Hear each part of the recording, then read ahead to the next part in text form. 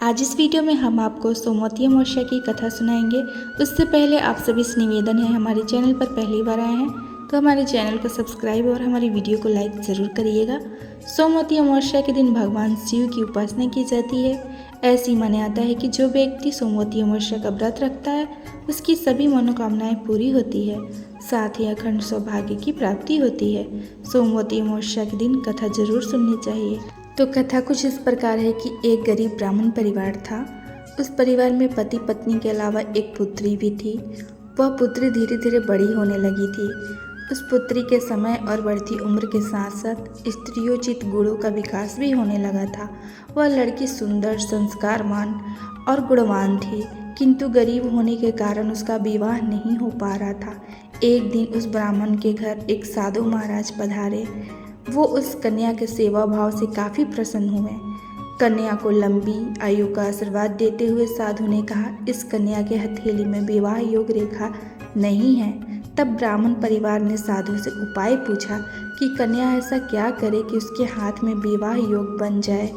साधु ने कुछ देर सोच विचार करने के बाद अपनी अंतर्दृष्टि से ध्यान करके बताया कि कुछ दूरी पर एक गांव में सोना नाम की धोबन जाति की एक महिला अपने बेटे और बहू के साथ रहती है, जो बहुत ही आचार विचार और संस्कार संपन्न तथा पतिव्रता परायण है। यह कन्या अगर उसकी सेवा करे और वह महिला इसकी शादी में अपने मांग का सिंदूर लगा दे, उसके बाद इस कन्या का विवाह हो तो इस कन्या का वैधव्य मिट सकता है। साधु ने यह भी बताया कि वह महिला कहीं आती जाती नहीं है।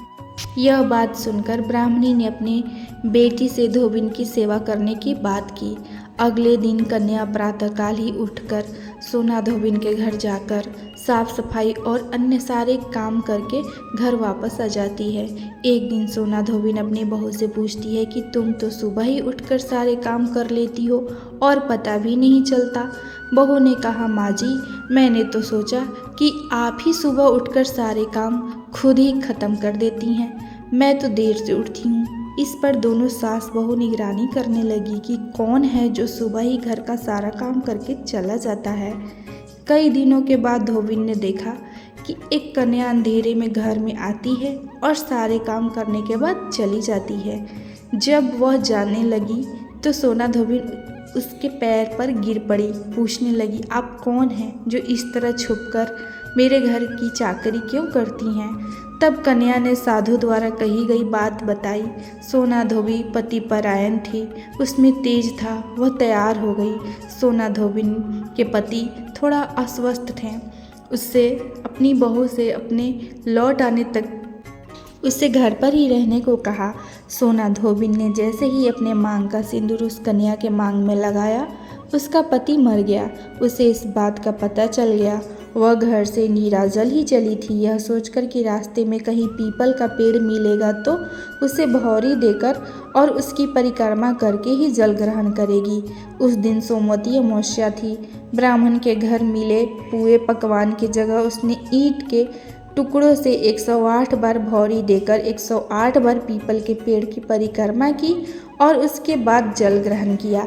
ऐसा करते ही उसके पति के मुर्दा शरीर में वापस जान आ गई। धोबिन का पति वापस जीवित हो उठा। तो ये थी सोमवती अमावस्या की कथा। आप सभी को कैसी लगी ज़रूर बताइएगा। वीडियो अच्छी लगी हो तो हमारे चैनल को सब्सक्राइब, वीडियो को लाइक शेयर ज़रूर कर दीजिएगा।